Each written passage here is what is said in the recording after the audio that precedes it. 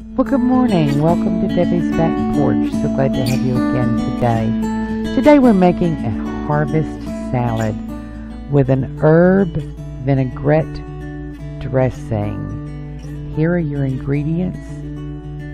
Please feel free to pause and write them down. And hey, if you like our videos, we really appreciate a thumbs up and a comment and subscribe.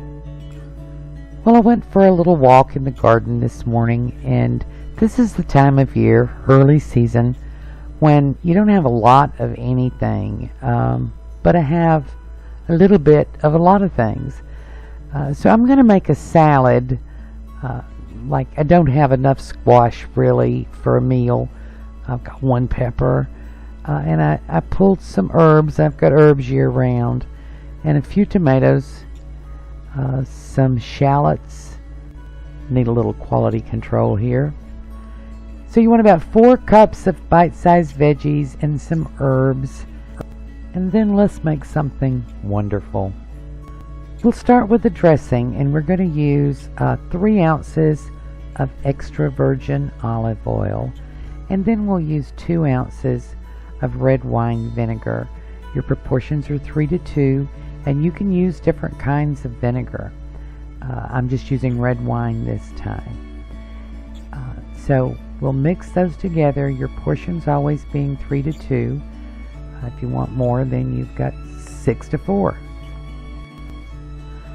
Now, I'm using fresh herbs in this, but you can certainly use the dried equivalents. These are a couple of small fresh shallots out of my garden.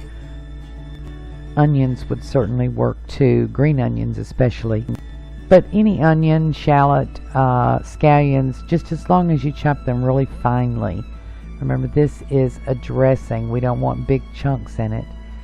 And you can use the little herb scissors if you'd rather not sit and chop. This is fresh basil. Herb scissors again would work just fine. And just going to chop it up finely. This is just 1 leaf, you don't need a lot. And about a 1/4 teaspoonful of dried basil would work just fine. This is oregano. We're just going to strip it off the little stalk there.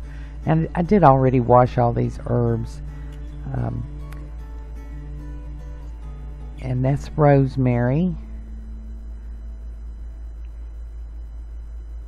I've got rosemary probably 11 months out of the year fresh. And this is a little, very small, very tender thyme. I just gave the plant a little haircut, and it's pretty immature. So these are very, very tender. And if I got a little bit of the stalks in, it wouldn't hurt anything because they're soft. But we're just going to strip it off and get some thyme in there. And we'll chop these together. Now, some folks actually like to add a little bit of sage to their Italian flavoring, which is basically what we're using here, Italian flavoring. I just don't like sage in this. It gets a little strong and kind of overpowers everything else. But use it if you like it and if you've got it. So we're just going to chop these up finely too. Herb scissors again. I know Ball makes these cute little herb scissors, but I've not tried them yet. So these are really, really fine now. And we're going to put all of this in the jar. I'm using a pint canning jar, by the way. For the 2 cloves of garlic, I'm going to use a microplane.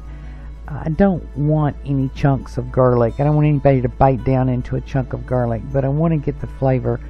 And a microplane is a great way to get all the flavor out of your garlic. It makes it really nice and juicy.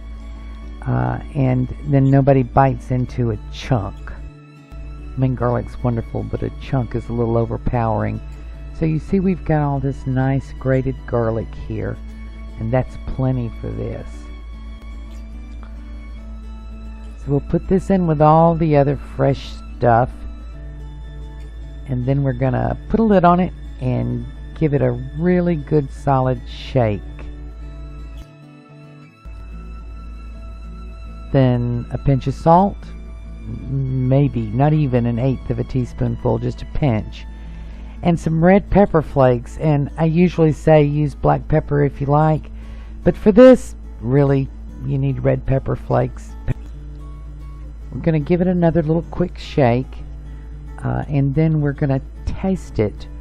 Always taste everything just to see if we got enough salt in it, enough flavor, and then we'll set this aside. And because I used fresh herbs, it's ready to use. If you want to use dried herbs, it's going to need to sit for a couple hours, kind of marinate, and let the dried herbs rehydrate. And now to the salad itself. I've got lots of different fresh veggies here. You can really use any veggies you want. This is a desi squash. Actually, it's just a little bit older than I wanted, a little bit more mature. The seeds in part of it are a little bit too big, so I'm just going to cut those out. You could certainly use a cucumber in place of this squash if you want to. My cucumbers are just not ready yet, so I'm going with these really sweet squash. And that's the beauty of this salad. You just go with what you've got in the garden. Fresh green peas and chopped green beans are good too. And this is a very young, tender lemon squash. You can use your yellow crookneck or yellow straight neck, any kind of fresh summer squash. It's just yummy. Nice little fresh green onions, or little slices of shallots, or little chunks of vidalias. Any of those would be good here. And I want to cut these on up into the green part because it's so pretty.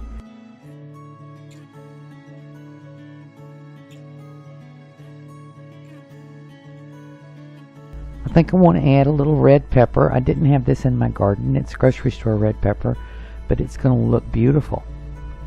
And my first little green pepper. It's the only one I've picked so far.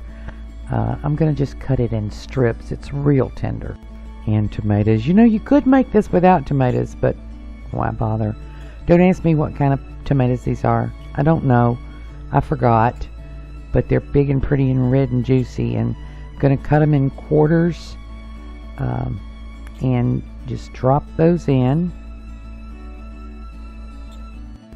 And these are my little sun golds. They are so good. You know, this would be the perfect tomato if it were just bigger, because they won't stay on my sandwich. So here you have it. This is about 4 cups of chopped up anything you want. The only thing I would say is, you know, you really have to have tomatoes. I'm going to salt this, a good healthy pinch of salt, and I'm going to add a little bit more red pepper flakes, and you can add black pepper to this if you like. I just love red pepper flakes. They're pretty and they're a little zesty and they're great. So let's dress this salad, and these proportions, with these proportions you want to use all the dressing because you want to cover each little chunk. Then we're going to cover and refrigerate for at least an hour. We want all those flavors to meld, and it's going to be so yummy. So this is the last part. It's been a couple hours. The rest of my dinner is done. And I'm going to stir this to distribute the dressing all through it. And a final taste for seasoning, salt, pepper, and even some additional herbs if you want them. But these proportions of herbs I gave you are going to be pretty strong, not too strong. And this is ready. We're going to plate it up and show you what we got. This salad makes a beautiful presentation, and you can dress it up. I'm using a little red leaf lettuce here. This can be either a side salad, just in a bowl, or an entree and dress it up. When I can find purple kale, I use purple kale, especially if I have cucumbers. That's just the most beautiful presentation. And I just have to say, this is one of the most beautiful salads to serve in the summertime, and then there are fall variations with fall vegetables. But that dressing sets it off, and I'm going to give it a little taste. And, you know, as always, it's just wonderful. And let me let you hear it.